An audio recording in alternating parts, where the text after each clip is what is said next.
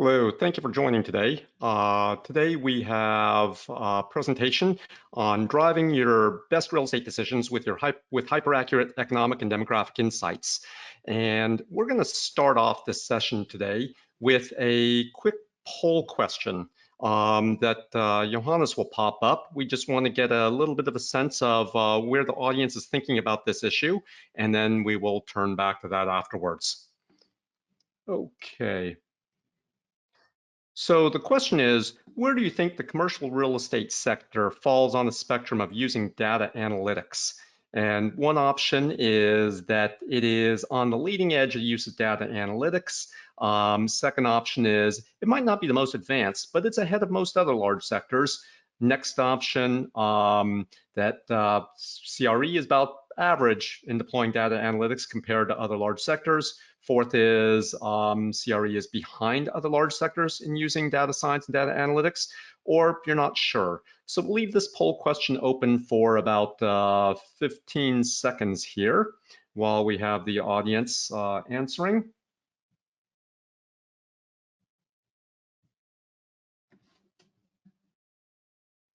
Okay, now Johannes, do you want to go ahead and pop up the poll answers and see what we have here? Okay, what we have here, and let's see, I'm actually seeing it on a small screen, so does someone want to jump in with the actual numbers there? What we found in this, in the results here? Yeah, James, so it looks like CRE behind most other sectors in using data science, nearly half of the respondents, and about 40% say it's about average. Not too many saying it's ahead of most sectors. Okay, and that totally makes sense. What we found in doing this is that we have a situation here where, let's see, make sure that we're able to see here.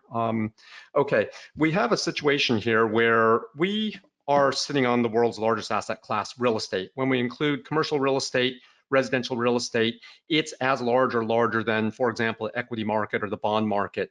Yet it's the industry of these large giant asset classes. It's the one that's furthest behind in using data analytics. And that's part of what we want to address today is sort of big picture and then also go to some examples of what's happening. First off, let's take this question of data versus analytics. What's the difference between the two? We're in a world that's awash with data. In many categories, the amount of data generated is doubling each year, and it has been for a decade now. And as you can guess, the compounding factor is pretty immense. In some categories, but that's where the world is. A lot of real estate entities aren't quite amassing data at the same rate as it's collected. In some categories, the amount of data collected is now generating tenfold each year, which is a profound change. But there's a ton of data being generated, a ton more available than ever before, but data captures past behavior.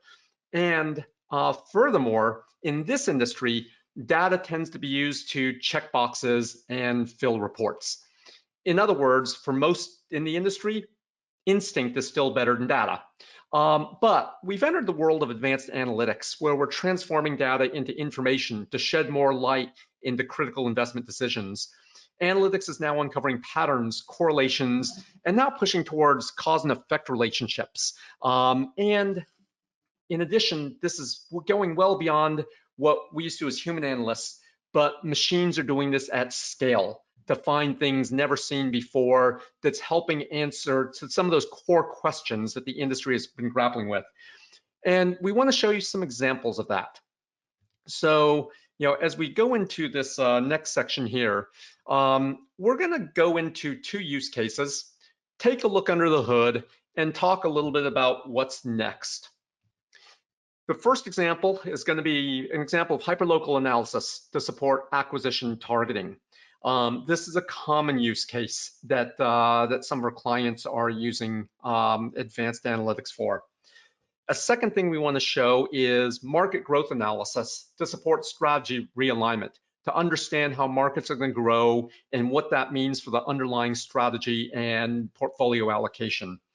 Then we'll go into some examples of how clients test their hypotheses, whether it's about specific micro situations or big questions they have that are driving their investment theses. And so, and then at the end, we're going to close off with a little bit about what's next to give you a glimpse of what is now, in motion and what a lot of players in CRE are going to be starting to use in this coming year. So with that set up about the kinds of topics we're covering today, we're going to go into the first use case example. It's an example of hyperlocal analysis to support acquisition targeting. And it's a simplified example, but it's one that we hope will sort of set the stage as we move towards more advanced examples. And we're going to pull an example of an entity that is basically hunting for demand growth that's 4 times faster than normal would be found in the market. And here's a news article of a large real estate investor buying a multifamily property. Now, one of the things that was mentioned in that article was that basically, they're choosing the Charlotte metro area because it's projected to lead the nation in growth of the 25 to 34-year-old population of renter cohort for the next 5 years at a 1.2% CAGR versus 0.3% overall. So 2 things to note on that. It's 4 times the growth as the rest of the nation, but it's also important to note that's not exactly, it's not exactly like, rapid growth. We're actually going to see a compression of people moving into that age category where basically it's not like it's going to be falling off the cliff or plummeting, but the growth rate is going to be declining. It's declining at about, depending on where you are in the country, the growth rate of the rental age cohort is going to be basically, it was twice as high in the last five years compared to the next 5 years. In some areas, it was 3 times as high as it will be in the next 5 years. So the inflection rate of growth is changing, still growing, but that's why looking deeper becomes more important when we no longer have the same strength of tailwind that we had in the past. But for an investor like that, they're not settling for a 1.2% CAGR. That's not what they're looking for. So how various clients are using this is they're not looking for that. When they can use data science for market selection, but then on top of market selection, they're also looking for neighborhood and property selection and looking for basically not just the market that's growing, but then which neighborhoods within those markets are going to have the highest demand growth for that specific type of product, for that specific age cohort or segment. And so that's one thing that sort of a simplified example of how various clients use data science to be able to sharpen their decisions. So they're supplementing their local market knowledge, they're supplementing their time, feet on the street, with getting better indicators of where the growth is still going to be happening at the level of growth that they would like to see. So hyperlocal analysis is being used to support acquisition targeting in various ways. Before data science, it was quite frankly impossible to get accurate granular forecasts because it takes a lot of machine churning to be able to mesh together a ton of different data to be able to bring the data to a current state and then understanding the forces and all the relationships that give much better predictions than, much more accurate forecasts than before, breaking down to tighter areas of granularity than that was ever released, and also making it more recent to see what change is already in motion. That wasn't possible before data science. Now, data science is transforming data from a rough input to targeted analysis that systematically helps uncover hidden alpha at scale. Basically, Michael and I used to do this as human analysts and to some extent computationally assisted human analysts, but it's nothing like large machines and large systems tying it together that can find things that we just hadn't seen before and wouldn't have been able to see before in the past, and that most of the field can't see. So that's an example of hyperlocal analysis. Just to get our heads in, it's an easy example because everyone is fundamentally grappling with those decisions. And now we have a little bit of a mental picture, mental model for one way to do that. And next, we're going to shift gears into an example of a data science use case with street impact. And I guess what's meant by there is some Wall Street impact, where it actually had significant, measurable, tangible material impact on the value of the entity. So for this example, we're going to switch into now. It's an example of market growth analysis to support sector reweighting. And this is a category where we noticed that a specific property subtype saw an absolute explosion of institutional capital flow into the market due to very strong forecasted growth.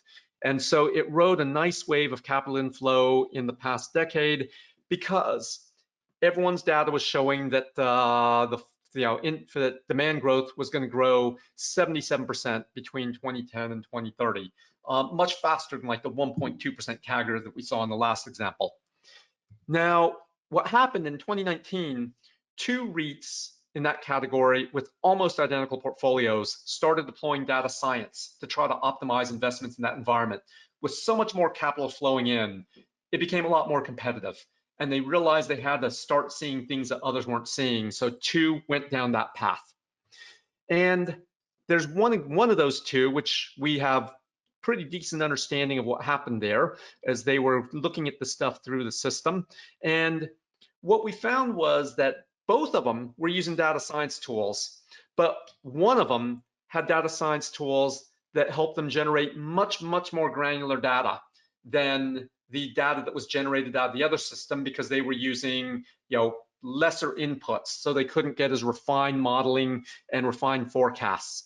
And what that one REIT found was that basically demand growth would only be a quarter of the industry projections. And the acceleration of that growth was going to be happening between 2025 and 2030. So in other words, the capital was coming in well in advance of market demand. The construction was going into the market well in advance of the big demand spike. This isn't necessarily what that client wanted to see. This isn't great news, but this is what happened off of that information. What we found was that basically both of them traded almost identically for a year because they had almost identical portfolios. Then one of them on a quarterly earnings call reported an unprecedented weak softness in the market that no one in the industry saw. Both of those REITs dropped at that point in time, but one of them started to recover much faster. And what happened there was basically Wall Street noticed that they had made a fundamental strategic shift, and they were starting to forecast things very differently, and it was driving a different forecast. So, and basically that 16-point gain, held up. So we had COVID hit, and then they rebounded faster. And that one client now has a 29 percentage point gain in market cap versus a peer REIT. Or another way to look at it is the orange REIT was about 1/3 larger, or actually almost half larger, and now they basically have almost identical market caps. Because, and we'll talk a little bit about what happened behind the scenes here, what drove that significant amount of gain. What happened was that when you're facing weaker than expected future growth, how does that drive gains? Well, the REIT with the stronger data science deployment understood that the growth for the majority of the properties was going to lag the rest of the real estate market. It basically was not going to meet market expectations. It's why that other REIT had a report that they saw an unprecedented weakness in the market. That at the second REIT's quarterly earnings call, they reported they didn't see it because they had better forecasting data. And what that did was it gave them solid conviction to exit their properties with the slowest growth potential. They were scoring each of the properties by the characteristics driving growth and basically wholesale exiting the properties with the slowest growth potential, offloading them to their competitors who would then have to live with that.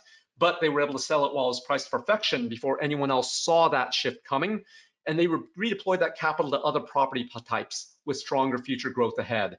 And so that's how they gained such a significant advantage over their competitor that used to have an identical portfolio and used to trade almost identically in the past.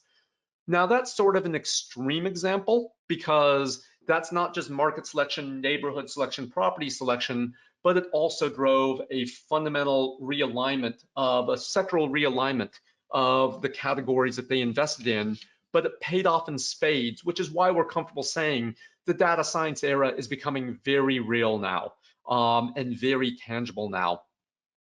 Now what we're going to do is next move into a section on client hypotheses, but be testing client hypotheses. But before Michael takes over on that, we have another poll question that we want to pop up right now, and one that we'll use just to help guide some of what we might show here as we go live into the system. And this question is, what questions would you like to see answered through data analytics? And basically why rent was stable in cities hardest hit by COVID, which CBDs, central business districts, are recovering fastest and slowest. Where's next East Austin? What markets are at greatest risk and slowdown? And how have urban-suburban migration patterns changed in 2021? We'll leave this open for about 5 more seconds. And then after that, Michael will take over and show some examples from this. So, Johannes, whenever you think we're ready to close the poll, when you think we have most of the respondents in, why don't you close it and let's see what we come up with on this. Okay, and what we have here, I guess some of the leaders are CBD recovery, next East Austin, market's greatest risk slowdown, urban suburban migration patterns, and so we'll use that to guide some of the discussion with Michael. I should also add that we do have a chat. You can submit questions, and we have someone who will be preparing questions as we go through any of this. And we'll leave a little bit of time for Q&A after this. So Michael will take over, show some of the platform live on this, and then we'll return with a little bit of preview of some of the more advanced stuff coming out of the system as well too, and then open up for Q&A. So Michael, why don't you take it over now?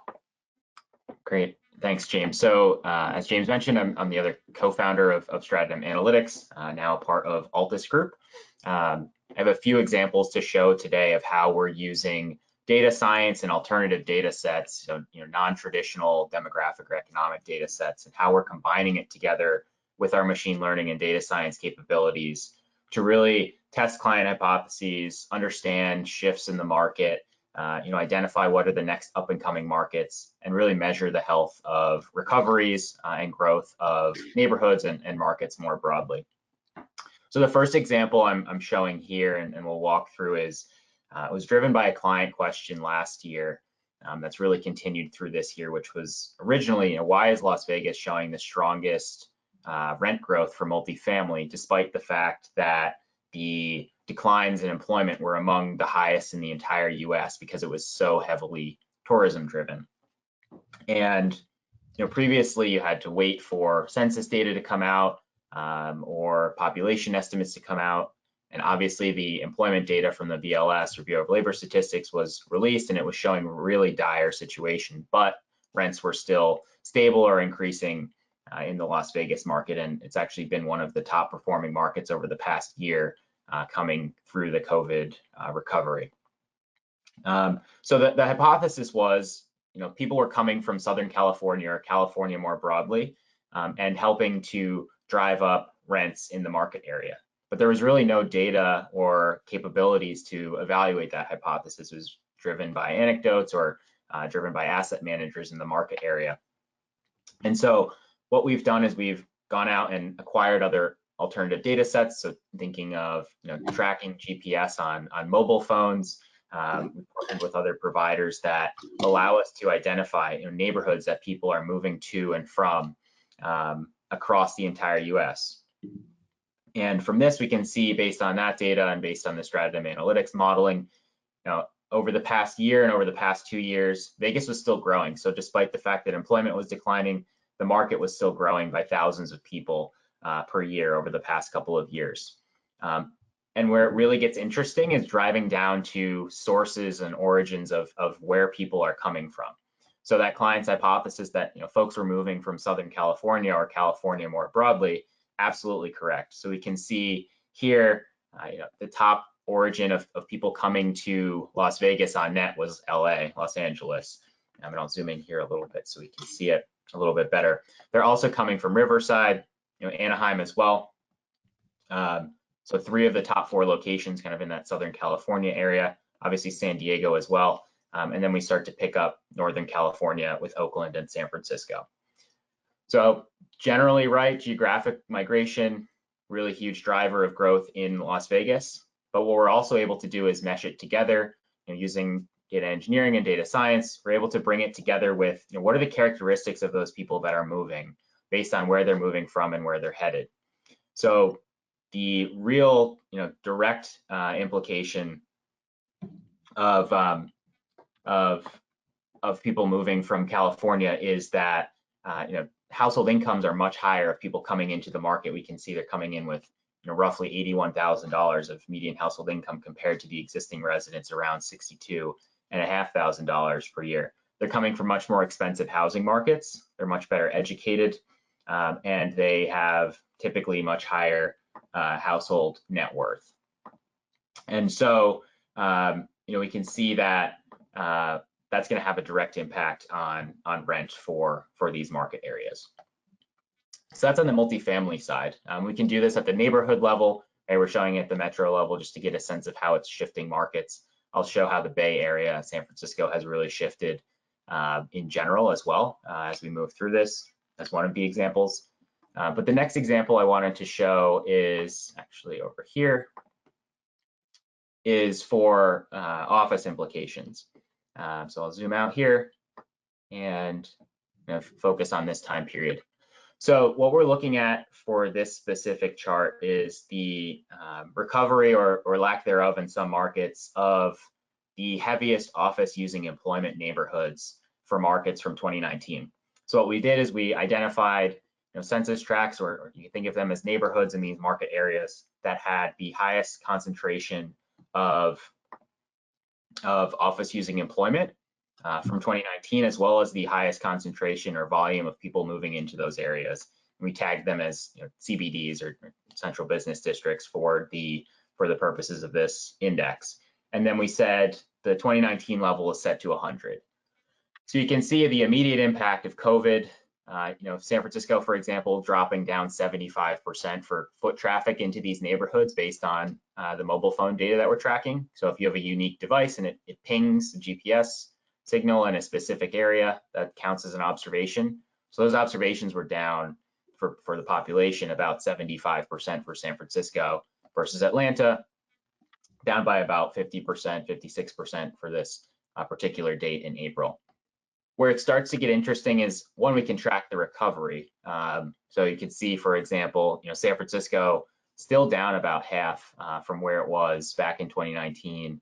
DC down by about a third.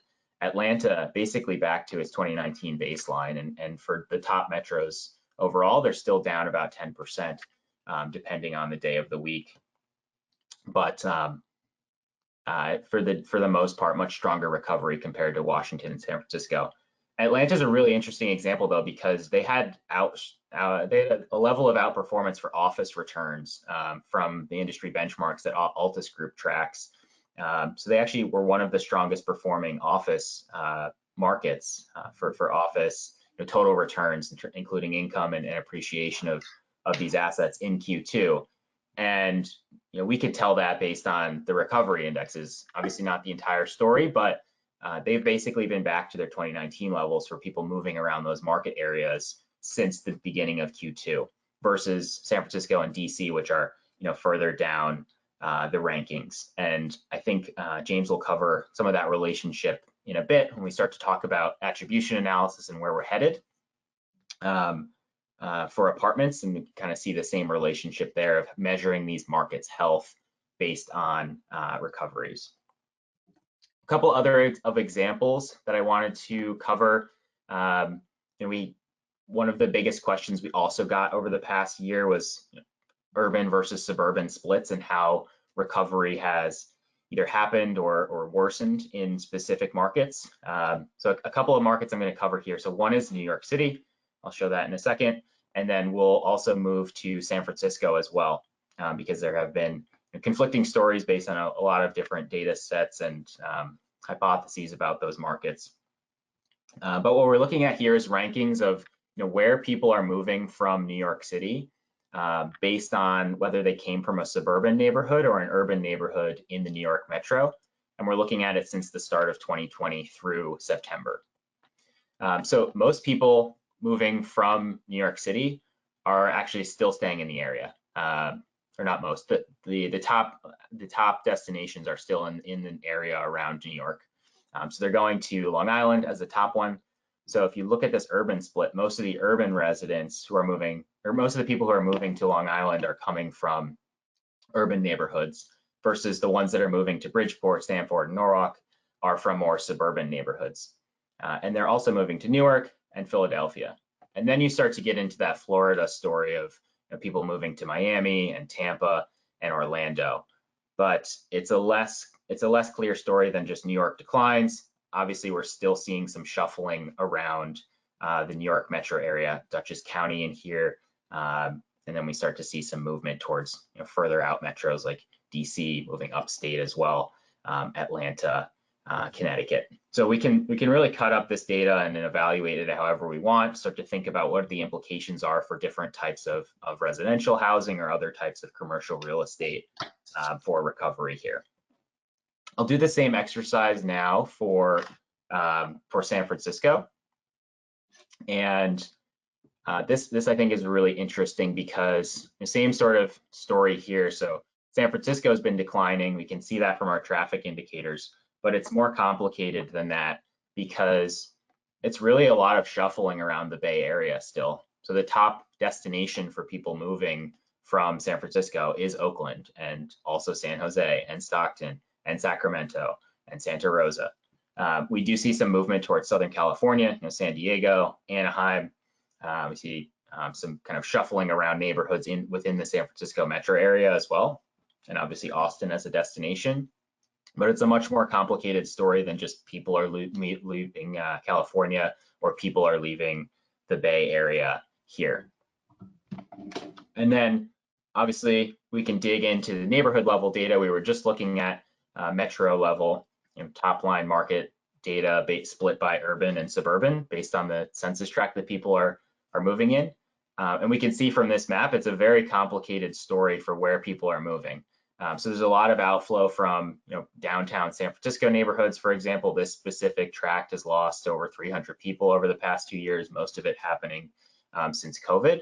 But a lot of the shift has actually been towards, across the bay towards Oakland or more inland, kind of down towards Palo Alto as well, along the Bay Area. So it's a more complicated story than just broad market declines across the board for places like San Francisco and New York City for overall growth and then recovery as well. So at this point, I will kick it back over to James to talk about some more of the attribution analysis and how we're starting to tie it together with performance data explicitly to help understand some of the factors that are driving market and asset level returns. Thank you, Michael.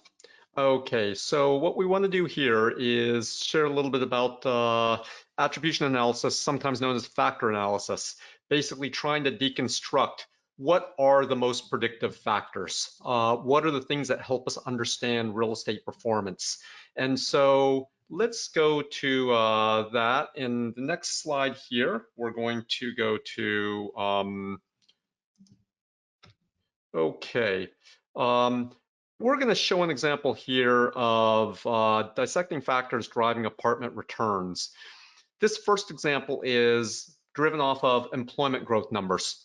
And what we have here is a chart showing city by city what's happening. And then what we also see is that basically it's actually fairly predictive. If we look at the R squared up in the upper right corner, what we're seeing is that this is pretty decent at, basically it's got an R square of about 0.29 or so. So it's explaining about 29%, 0.26. It's explaining about 26% of apartment returns. Employment growth, so that's a pretty decent predictor. Now let's go to the next slide. And as we're deconstructing factor analysis and attribution analysis even further, and on this next one, we're going to take a look at basically what is driving apartment returns. Factor 2 is mobility. Like with Michael's example, we saw that basically employment growth is not necessarily the biggest driver. In this case, mobility, or in other words, people moving from one market to another, their movement throughout a city in particular, we're finding has a higher R squared, explaining 31% of Q2 annualized returns. So basically, continually improving the types of data that help us get even sharper definitions and understanding of what's driving returns. Now we're going to go to a third factor as we deconstruct various factors. And this third factor we want to take a look at is on net migration. Regarding net migration, and this is basically people moving out versus people moving in, has even a higher R squared, 0.49, basically explains about half of annualized returns. And this is sort of an interesting one because net migration data did not exist before the era of data science. But now that's the kind of stuff that we can see that can be ingested in the system, cleansed, normalized, and then meshed with either other factors or with performance data to start to deconstruct what are the relationships. And the reason why we went through these three examples of three different factors and the level of improvement with each factor in terms of predicting annualized returns is that as we take a look at this, employment growth was a pretty decent predictor of apartment returns in that specific example. And employment growth is what a lot of people had used. And why? It's because the data was available. Bureau of Labor Statistics collects good data on that, and they release it with reasonable recency. There's not too much of a lag compared to most other data. And so that's what a lot of people were using. But in the COVID era, mobility has become an even stronger predictor of returns. And that's why we're watching mobility, basically like the example Michael showed in Atlanta, for example, we're watching that a lot more closely because the data is now available and we're finding it has even a stronger relationship. But then when we mesh things like mobility data, migration data, core demographic data to derive current net migration rates, it's an even a stronger predictor. And the reason no one had ever used that before is because it never was available with any high level of accuracy. You can't use census data for that because the data was collected basically in the annual American Community Survey, last one released in 2020 for data collected between 2016 and 2019, because you have to do a 5-year roll-up on local market. So you can't make sense of mobility data using census data. The third-party data repackagers are using precisely that data. So they have estimates, but based on data that was on average collected, 3 to 5 years ago. Some people are using U-Haul data, but basically it's just looking at price differential between markets. It's not, between metro areas. USPS change of address, but we can't get it down to the levels of granularity that Michael was showing now, that's now available to understand net migration rates, which is a fantastic predictor of returns. And there are even stronger multivariate analyses that can be done, such as combining net migration and employment growth, then factoring supply growth, which is something that we've been starting to share that is really opening our eyes to exactly what forces are driving property returns. And that's what we're going to start to move into. We've shown you a couple quick examples of factor analysis so far. And we're going to start to now introduce the concept of multivariate analyses. And this is going to be something that we'll do a very quick introduction to that right now. And for multivariate analyses, what we want to do is show that, let's go to this next screen. And okay, and Johannes, you may have to take over here because for some reason this screen is not advancing. Hold on, let me try one more screen. Okay. All right, so what we have here is just talking about the real data science breakthrough. The types of analysis, factor analysis we showed before, can be done by human analysis. Get employment growth data, mesh it against returns, you can find that 0.26 R squared. But the next two levels require data science to be able to integrate and ingest that data because it's large scale big data. But then even further, data science is taking us to a couple new levels. It's the ability to test, prove, and disprove investment theses. So in other words, you don't have to deploy the capital to see what's going to happen. You can build probabilistic models to get a sense of what aspects of an investment thesis are likely to hold up or not likely to hold up. That's really helping our clients a ton in making much more confident bets and larger bets on things that have much higher probabilities of paying out. And then also some of the examples we showed before, data science is basically breaking things down into super granular levels to identify patterns and pockets of opportunity. And this can all be done at scale. It's no longer how much time does Michael have, to crunch numbers as a human, but now basically we can run this through the machines at scale, comparing portfolios, comparing existing portfolios, think about acquiring, comparing one's portfolio against a competitor's portfolio, comparing markets at scale, neighborhoods at scale. That's all possible now.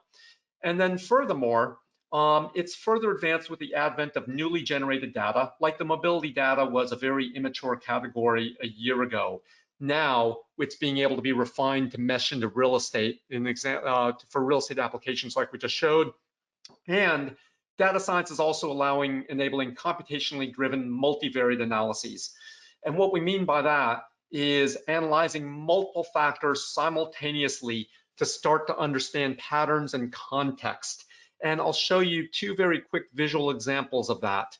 One example of that is the example of, basically, and it's one that we'll share next month in next month's webinar for anyone that's joined us, using attribution analysis to quantify factors driving net operating income on a property level, or it can be done on the portfolio level, or it can be done with other target variables. But the example I'm going to show here is breaking down. It's a simplified example in the multifamily category, basically taking a look at various factors and trying to assess whether each factor impacts returns, and then for those factors, if they impact returns, how much do they impact returns?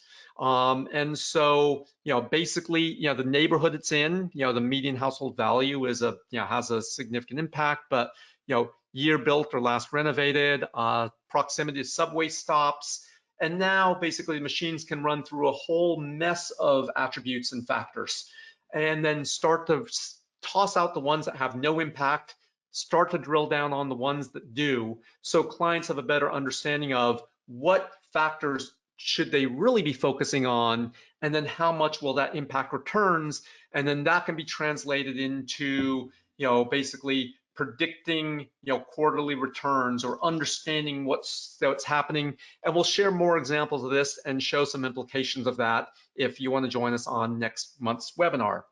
Now, another way to look at this we'll show here is taking a look at how much does each factor matter in a sample portfolio. So once again, various examples of attributes, just a simplified example with just about 8 of them here, and can start to assess how much does that impact NOI?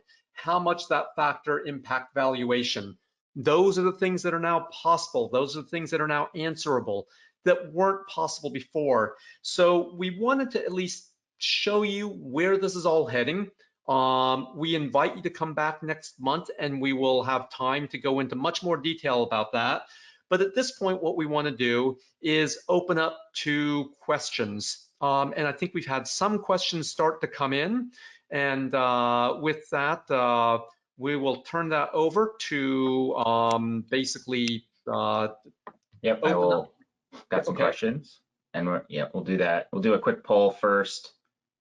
Just if you'd like to be contacted with some more information, we're gonna work through as many of the questions as we can now through the rest of the webinar to the top of the hour, and if we're not able to get to them, we'll be able to follow up with you individually. And as James mentioned, there is another webinar coming up where we've spent some time building some of the basics and the kind of background information and data that we use, some of the data that we use for our modeling, and next month we'll cover some of the implications from that modeling for asset and portfolio analysis, for performance factor analysis, or expected performance on a go-forward basis.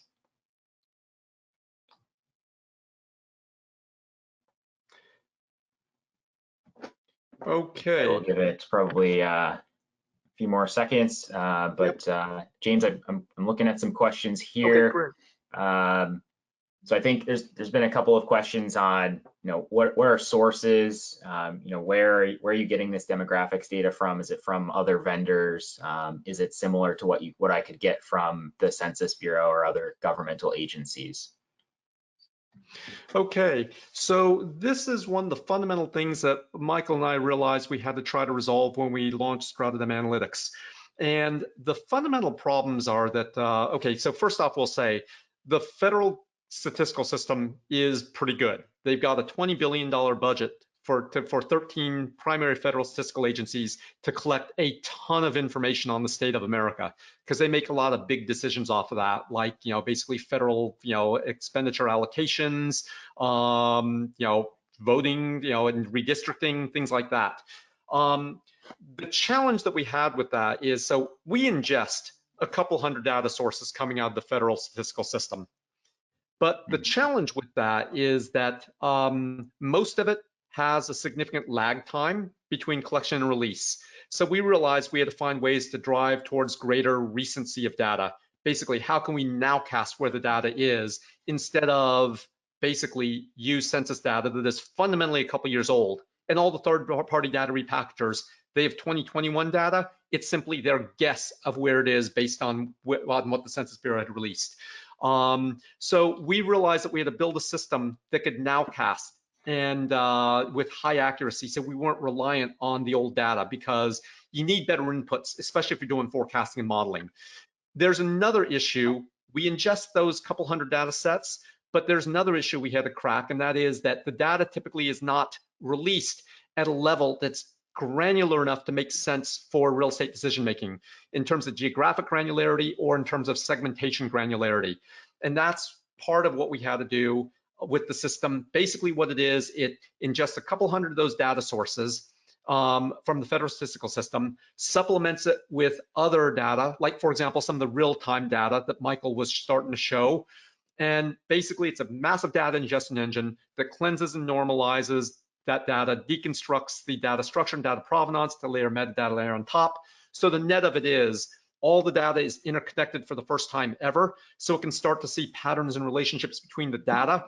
And so the simplest way I've learned to think about this is it's a big engine that's playing massive Sudoku puzzles where there are 100 cells that you're trying to figure out, but you only have data on about 20 of the cells. And the machine is trying to figure out mathematically what are all those other cells that we're trying to figure out. Like, for example, we have data that was collected 4 years ago, but where's it now? And it understands it's here now because since that point in time, that data is comprised of 7 other data sets that have been released since that point in time, so we can impute where it is today. So that's sort of the difference between the stuff coming out of the federal statistical system, is that it's not any one data point, it's a mesh and combination to understand where it should be today. And it's also why it's different than any third-party data repackager, because their current estimates are simply merely estimates based on past patterns versus, or past trajectory versus understanding how all these pieces fit together, and so how that can be broken down. So it's a world of difference, and because of that, it's why the forecasting has proven to be so much more accurate in our back testing than any other data source out there. And it's why modeling is now all of a sudden much better, because the inputs are fundamentally much better now. Yeah, that's great. I think a follow-up question to that, which I can take a stab at, is on the topic of the mobility data. So where is that coming from? What's the benefit of it? How are we working with it? So that's coming from a partner of ours. The challenge with mobile phone data is they're tracking 10 to 20% of devices on any given day. Across the entire US. The challenge is that the data is really difficult to work with. So it's a very large data set, terabytes worth of data. There's a lot of challenges with making sure that you can scale up a device correctly. So just because one device pings doesn't mean it represents an individual person, right? So if we're only tracking 10 to 20% across the US, we do have to work to make sure it fits and we can back test it against governmental data that we're comfortable with. So James mentioned, census data, we do trust the historical census data. The challenge is just that it's lagged. So we've done some back testing with one of our clients actually in a white paper that's coming up for publication in the next month, I believe, where we've validated the historical migration rates against Census Bureau population estimates and population growth. The benefit is just, rather than waiting a year or rather than waiting 2 years for that data to come out, we're waiting like 2 weeks. And so that's the lag of that specific piece. And then on top of it, right, we're getting all of this data. It's tied to specific neighborhoods or it's tied to specific markets. We're also augmenting that with our own estimates. So James described the process of building out our economic and demographic models. We're tying in hundreds of different data sets and then nowcasting and forecasting where we expect markets to be for demographic situations, so population, income, things like that. And then we're tying that to the mobile phone data for, what do we expect a person who moves from this specific neighborhood to this other neighborhood, what do we expect their profile to look like using the latest data we have on the characteristics of those specific neighborhoods. So high level, that's how we're doing it. There's a lot of really neat, specific, more custom analyses you can do with the data. We've just built some top level tools, again, because it's tons and tons of data to have to work with. And it's really difficult to quickly pull stories and intelligence out of. A question here, kind of changing topics a little bit. Michael, before you jump into the next question, I should add, Michael referred to a white paper that's coming out next month in AFIRE. And for those who aren't AFIRE members and subscribers, that article both tested and back tested the mobility data and also tied it to real estate impacts as well too. So if anyone is not if anyone would like to get a copy of the article who might not otherwise have access, just put in chat and we'll keep you on the list to make sure you can get a copy of that if you wish. Anyway, Michael, go ahead. Thank you. Yeah, so obviously we touched a lot on more residential real estate types today. So a question that came up was, do you have any current industrial clients and what type of questions have you answered or are going to answer for them? So I'll start on that. So Altus Group as a whole works across all different property types. Stratum Analytics, our clients are invested across basically every single property type in the US. We will cover this again as a teaser for the next webinar.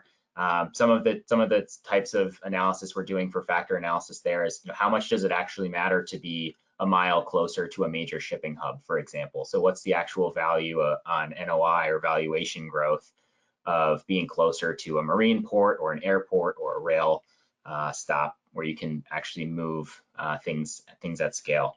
How much does the age of the building matter, tenant makeup, things like that, where the relationship between the existing Stratum Analytics machine learning technology and our data tied together with the work that Altus does in the valuation space in partnership with clients. We're really driving forward in starting in multifamily and industrial, which will be what we'll cover next time in more detail and start to quantify some of those relationships. But we do work with the largest investment funds in the US who have exposure across pretty much every single property type and subtype for the US right now. Okay, so kind of maybe bigger picture question here. We had those couple of examples, but for the commercial real estate industry, where is the biggest benefit that you see, James, for using big data currently, and what's the opportunity going forward for players in this space?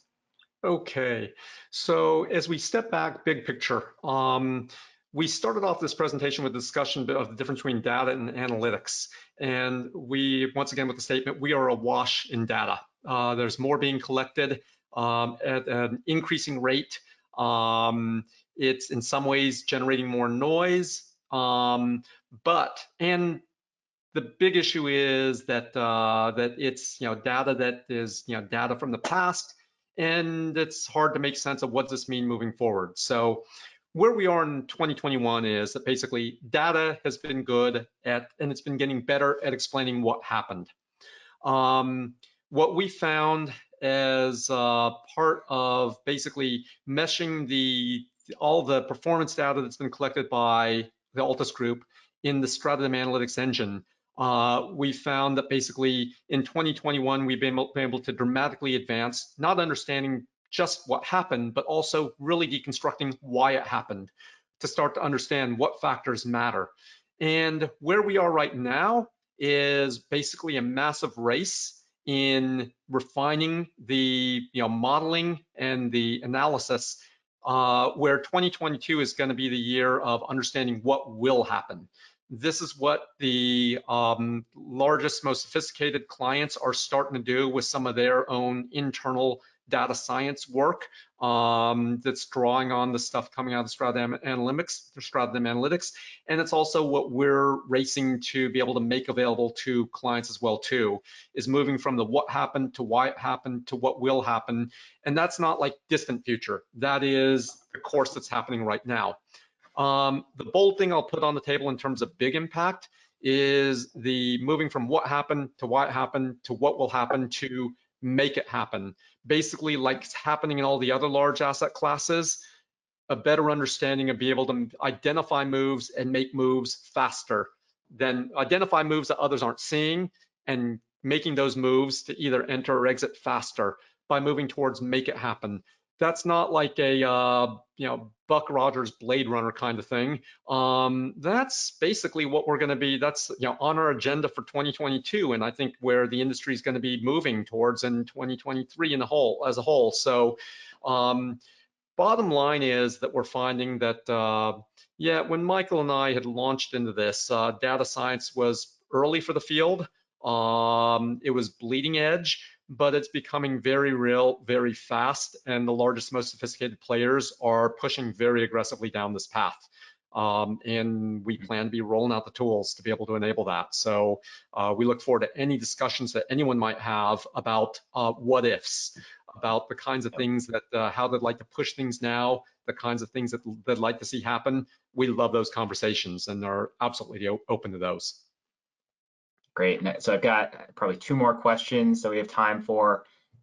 Maybe the Buck Rogers reference, maybe millennial not understanding that. I'll have to look that up after. But so the next question is, I would like to know what I get when buying StratoDem. So what am I actually getting here? Am I getting, this person wrote, am I getting a personal data scientist to help answer questions, or is it access to the data that I then have to manipulate myself? And just for that, it can be a little of both. So we're doing, StratoDem Analytics is really data science as a service. So we have tools and capabilities that help answer these specific questions. We're working through with clients more collaboratively now, understanding what are the factors that are driving returns in their specific portfolios or for their specific assets. On the asset management side, why is this asset underperforming or overperforming? Is it characteristics about the building? Is it the market or something else? And we do have obviously the platform more broadly that I was walking through. It goes a lot deeper than just the 4 or 5 examples that I shared quickly. So we do have clients with research teams or portfolio management teams that are accessing data themselves that have maybe more capabilities than some of the smaller players in the space to be able to build out those data science capabilities internally. Although with them, we still do offer support and relationships around the best ways to approach it, new data sets we might want to evaluate, and how we might want to tie it together with performance data or with their own proprietary or confidential information, just for their own insights. And then last question, what are the analyses or KPIs, performance indicators that we believe have the highest correlation with outcomes, whether it's positive or negative? And I'll toss that to you, James. All right. So in terms of the KPIs or indicators, and you may we have stuff to add this as well too. But here's what we're finding is that there are a lot of them. I mean, we are reviewing hundreds that we have in the StratoDem system, and adding a ton more from what the Altus Group has collected about property level performance. So we have a general understanding of the key demand side drivers. Altus Group has a really good understanding of the property level data, which we're able to mesh together, property level supply data. So with the demand data and the property level supply data, we can start modeling more of the supply and demand equation. And so we're finding that some of the key KPIs are different depending on the property type. We're seeing things like Michael mentioned in industrial. There are a lot of different factors that'll be different than multifamily, and we'll show some of those examples next week. We're also seeing that there are weird indicators that we never would have expected, but the machine is helping us find things. Like an example that we sometimes roll out with people and mention is that sometimes our models and forecasts and analysis pop up a factor about percentage of healthcare coverage in a neighborhood. And we realize that it's not so much whether they're insured or not, but basically it's a good measure of economic fragility. In other words, one downturn puts them at a greater fragile status. So, and that has impact on returns. Those are the kinds of things that machines can see that we wouldn't otherwise see. And so, are there key, key performance indicators? It differs product by the property type. It differs based on the question that you're asking. But now we can analyze all those at scale, which is something we just hadn't been able to do as strong as as strong as I used to think Michael was. The machine is crushing what that output used to be. And so we'll share more of that next month. We hope you join us for the November webinar where we can go into more detail about that kind of analysis. And we're happy to answer any questions that anyone might have to ping us with. Feel free to toss any last minute questions in chat, even though we are now at 11:59.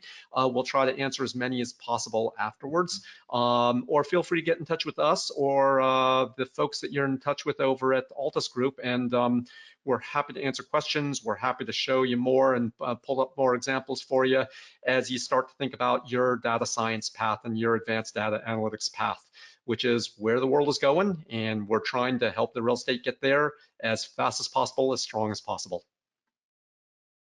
Great. Thanks, everyone. All right. Thank you very much.